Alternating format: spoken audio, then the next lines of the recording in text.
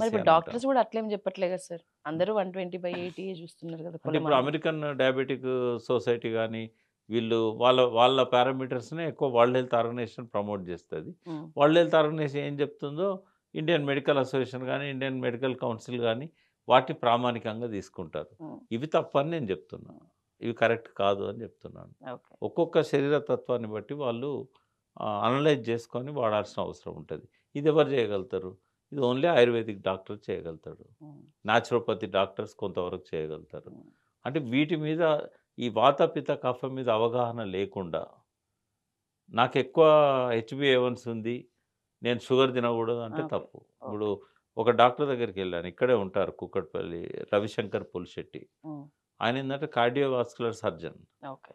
కానీ ఆయన ఒక 2, 3 వేల కార్డియాక్ ఆపరేషన్‌లు చేసిన తర్వాత తన దారి మార్చుకున్నాడాయన. హ్మ్. మార్చుకొని ఆయుర్వేదం వైపొచ్చాడు. హ్మ్. ఆయుర్వేదంలో డిగ్రీ తీసుకున్నాడు. హ్మ్. నాచురోపతిలో తీసుకున్నాడు. హ్మ్. తీసుకొని ఆయన శరీర తత్వాలన్నీ అవగాహన చేసుకున్నాడు. అంతకుముందు ఇట్లా నాడి పట్టుకొని చెప్పేవాడు ఏమైతుందని. హ్మ్. ఇప్పుడు ఆయన ఇంకా అడ్వాన్స్‌గా ఏం చేశాడంటే డాక్టర్ పాలీ అని ఒక డివైస్‌గా కనిపెట్టాడాయన. హ్మ్. ఆ దానిలో మనం జస్ట్ ఫింగర్ పెట్టామనుకోండి. హ్మ్. 12 మినిట్స్ పెట్టినట్టయితే ఒక 42 ఆర్గన్స్ మన శరీరంలో ఉన్న అబ్బా! అద్భుతమే. ముఖ్యమైన భాగాలు హ్మ్. అవి పరిస్థితినంతా వెల్లడిస్తాయవి. హ్మ్. వాతపిత్త కఫ ఏ పర్సెంటేజ్‌లో ఉంది? హ్మ్. ఏది ఎక్కువుంది? ఏది తక్కువుంది? హ్మ్. అంతటితోనే ఆగకుండా వీళ్ళు ఏ ఆహారం తీసుకోవాలి? హ్మ్. వాతం ఎక్కువున్న వాళ్ళు ఏం తీసుకోవాలి? కఫం ఎక్కువున్న వాళ్ళు ఏం తీసుకోవాలి? హ్మ్. సో, మొత్తము చార్ట్ ఇస్తది. హ్మ్. చార్ట్‌తో పాటు వాళ్ళకి అబ్నార్మల్‌గా ఏవైతే ఉన్నాయో వాటిని బ్యాలెన్స్ చేయడానికి మెడిసిన్ గూడా ఇస్తది. ఓకే. ఇవన్నీ అందులోనే ఉంటాయి. 12 నిమిషాల్లో మనకు వస్తది. ఓకే. అయితే క్రానిక్ ఇల్‌నెస్ ఉన్నవాళ్ళు ఉంటారు. ఆ! వాళ్ళకేందంటే ఎవ్రీడే మానిటరింగ్ జేయాలి. హ్మ్. దాని కాస్ట్ 40,000 ఉంటది హ్మ్. ఇప్పుడైతే. హ్మ్. అది ఇంట్లో నలుగురికి వాడొచ్చు. ఓకే. అలా అడ్జస్ట్‌మెంట్స్ ఉంటాయి. హ్మ్. అది ఒక ఇంట్లో పెట్టుకున్నట్టయితే కొంచెం క్రానిక్ ప్రాబ్లమ్స్ ఉన్న వాళ్ళ పారామీటర్స్ అందులో ఎంటర్ జేస్తే ఎవ్రీడే వాళ్ళు ఏం తినాలి? చెక్ ఏం జేసుకోవచ్చు. తినకూడదు? ఏ ఫుడ్‌లో దాన్ని బట్టి. ఏ ఫుడ్ తింటే ఎక్కువైతది? ఏ ఫుడ్ తింటే తక్కువైతది? దీనివల్ల మనము చెప్పగలుగుతాం. ఓకే. నేనున్నప్పుడు ఒక పేషెంట్ ఆయన దగ్గరికొచ్చాడు. హ్మ్. హెచ్‌బీఏవన్సీ 15 ఉంది. ఉండాల్సిందెంత? డాక్టర్ చెప్పేదేందంటే, ఈ 6.5 లోపలుంటే నాన్ డయాబెటిక్. అవును. అంటే పైనుంటే క్లోజ్ టు డయాబెటిక్. డయాబెటిక్. ఆ! ఇంకా వాళ్ళు చెప్పేది 5.5, 6 ఉంటే నాన్ డయాబెటిక్. ఆ! 6.5 ఉంటే బార్డరు. ఆ! 6.5 దాటిందంటే పెరిగినట్టు. అవును. డయాబెటిక్ అని డయాబెటిక్ చెప్పి. అని. ఇట్లా పెడతారు హ్మ్. వాళ్ళు.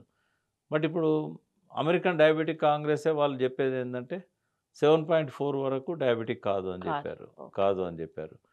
ఇక్కడున్న కొందరు ఆయుర్వేదిక్ డాక్టర్స్ అనేదేందంటే ఈవెన్ 8.5 వచ్చినా గూడా ఆ! ఇట్స్ నాట్ డయాబెటిక్ అని అంటారు. ఓకే. అయితే నేననేదేందంటే ఒక్కొక్క శరీర తత్వాన్ని బట్టి కొందరికి 7 ఉంటే డయాబెటిక్ గావచ్చు. కొందరికి 15 ఉన్నా డయాబెటిక్ కాదు కాదు గావచ్చు. కావచ్చు. హ్మ్. ఆయనకేం జెప్పాడు స్వీట్లు తినమని జెప్పాడు. హ్మ్. 15 ఉన్నది ఆయనకి హెచ్‌బీఏవన్సీ. ఇది షాకింగ్ ఇది. షాకే ఆ! సార్. అంటే ఆ! ఇగ డాక్టర్స్ ఎవరైనా అతన్ని పిచ్చోడంటారు. అవును.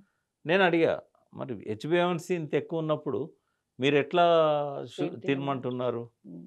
అంటే ఆయనకు విపరీతమైన జీర్ణశక్తి ఉంది. ఓకే. ఎంత గ్లూకోజ్ బ్లడ్‌లోకొచ్చినా గూడా హ్మ్. అది ఇమ్మీడియేట్ డిసాల్వ్ అయిపోతా ఉంటది. ఓకే. కాపోతే అది బ్లడ్‌లో కనబడతది మనకు. హ్మ్. బ్లడ్‌లో గ్లూకోజ్ ఎక్కువున్నట్టు కనబడతది. కానీ దాన్ని బాడీ డైజెస్ట్ చేసుకుంటది, అబ్జర్వ్ అయితది. ఓకే. కాబట్టి దానివల్ల ఎటువంటి ఆర్గన్స్‌కి ఇబ్బంది కలగదు. హ్మ్. కాబట్టి ఇవన్నీ వాత, పిత్త, కఫ అనేదే ఇంపార్టెంట్ అనేది వాళ్ళు జెప్తారు. ఓకే.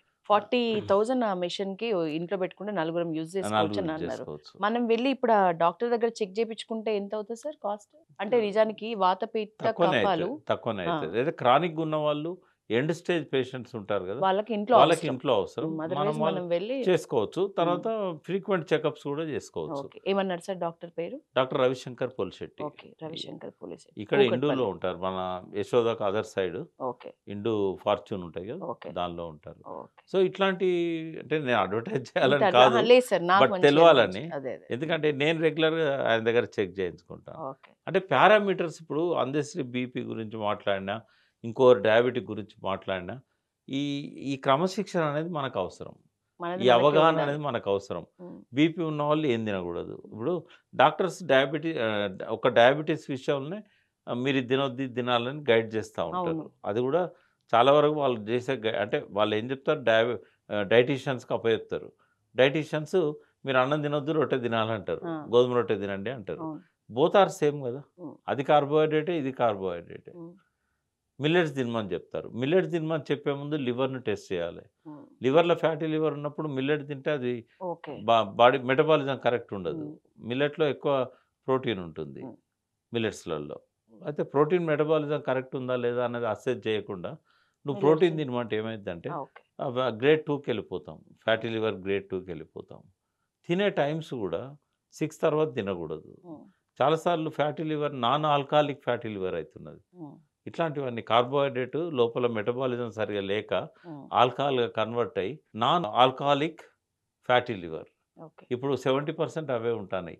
మందు తాగే వాళ్ళకంటే ఈ ఈ రకమైన ఎక్కువ లివర్ ఓకే. పాడు కావడానికి కారణమవుతున్నాయి. ఓకే. ఇటువంటివన్నీ.